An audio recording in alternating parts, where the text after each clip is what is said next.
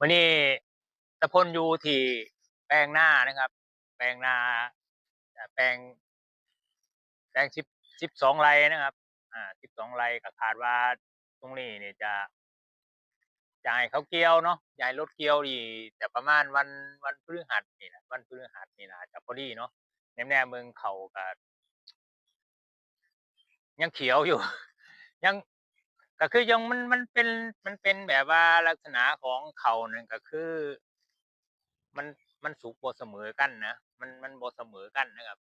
แบบว่าตรงที่สุกแห้งก็แห้งเดะ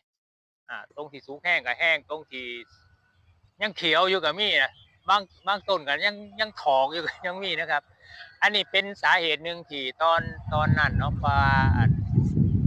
ฝนมันมาช้านะครับฝนมาช้าเพราะว่าฝนมาช่วงหลังๆนี่ก็คือวันที่13กันยายนนะครับถ้าจำบ่ผิดเด้อนี่วันที่13กันยายนนะครับ2568นี่ฝนมานะครับฝนมาหลังจากนั้นก็มาไล่มาล่ะ13 14 15 16อะไล่มาจนว่าอั่นพี่น้องชาวนาเฮานี่ล่ะผู้ที่เฮ็ดนาข้าวนี่ล่ะโดยเฉพาะนาปีเลยน่ะก็ได้ใส่ปุ๋ยกันนะครับได้ใส่ปุ๋ยก็ข้าวมันก็เลย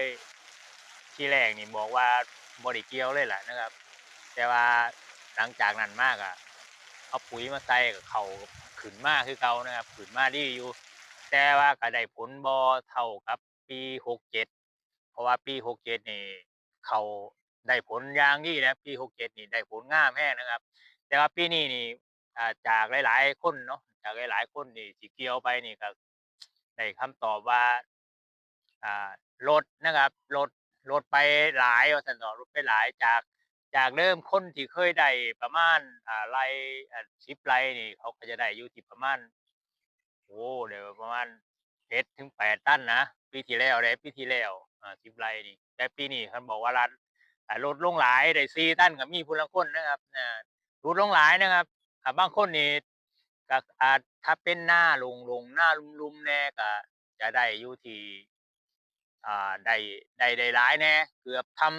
ซ้ำทุกปีว่าซั่นเถาะเกือบซ้ำทุกปีอ่าในส่วนของตาพลเองนี่ก็ถือว่า